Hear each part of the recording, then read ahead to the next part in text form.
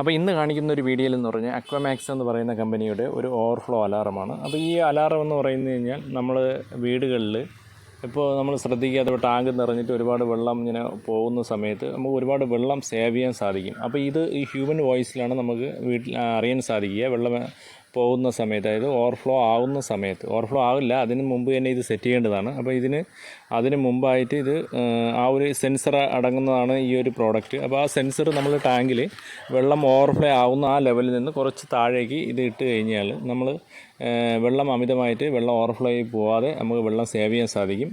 ഇത് ആമസോണിൽ നിന്നാണ് വാങ്ങിയത്. ആമസോണിൻ്റെ അതിൻ്റെ ലിങ്ക് ഞാൻ ഡിസ്ക്രിപ്ഷനിൽ ഇട്ടേക്കാം. അപ്പോൾ ഏകദേശം ഒരു 400 രൂപയോളം അകത്ത് വരുന്ന ഒരു പ്രോഡക്റ്റാണ്. അപ്പോൾ ഇതിൽ ഒയറും കൂടെ അടങ്ങുന്ന ഒയറും ഒരു 15 മീറ്ററോളം ഒയറും കൂടെ ഉണ്ട്. അപ്പോൾ ഇതെങ്ങനെ നമുക്കൊരു സാധാരണക്കാരനെ എങ്ങനെ സെറ്റ് ചെയ്യാമെന്ന് കാണിക്കുന്ന വീഡിയോ ആണ്. അപ്പോൾ എല്ലാവർക്കും ആദ്യം തന്നെ വീഡിയോയിലേക്ക് സ്വാഗതം. അപ്പോൾ ഈ പ്രോഡക്റ്റ് നമുക്ക് ഈ ഒരു ഭാഗത്തായിട്ടാണ് സെറ്റ് ചെയ്യേണ്ടത്. ഈ ഒരു അതായത് പമ്പിങ്ങിൻ്റെ ലൈനുണ്ട്. പമ്പിങ്ങിൻ്റെ ഒരു 32 ആമ്പിയറിൻ്റെ ഒരു സ്വിച്ച് അവിടെ നിങ്ങൾക്ക് കാണാൻ സാധിക്കും. ആ സ്വിച്ചായിട്ടാണ് പമ്പ് ഓൺ ചെയ്യുന്നത്. അപ്പോൾ ഈ ഒരു ഭാഗത്തായിട്ട് എത്തിയിട്ട് ഈ ഒരു ഭാഗത്തായിട്ട് ഒരു പൈപ്പ് നേരത്തെ ഇട്ടിട്ടുണ്ട്. അതൊരു വേറൊരു ആവശ്യത്തിന് ഇട്ടതാണ്. അപ്പോൾ നമ്മൾ തൽക്കാലം അതിൽ കൂടെ വയറെടുത്ത് ഈ ബോക്സിനകത്ത് കൊണ്ടുവന്നിട്ട് പമ്പിങ് ലൈനിൽ കൊടുക്കണം. അപ്പോൾ പമ്പ് ഓണാക്കുന്ന സമയത്ത് ഈ ഡിവൈസ് ഓൺ ആവണം. അപ്പോൾ പമ്പ് നമ്മൾ ഓവർഫ്ലോൻ്റെ അലാറം കേട്ടതിന് ശേഷം ഓഫ് ചെയ്യുമ്പോൾ ഇതും ഓഫ് ആവുന്ന രീതിയിലായിരിക്കണം ഇത് സെറ്റ് ചെയ്യേണ്ടത്. അപ്പോൾ അതെങ്ങനെയാണെന്ന് നമുക്ക് വിശദമായിട്ട് നോക്കാം.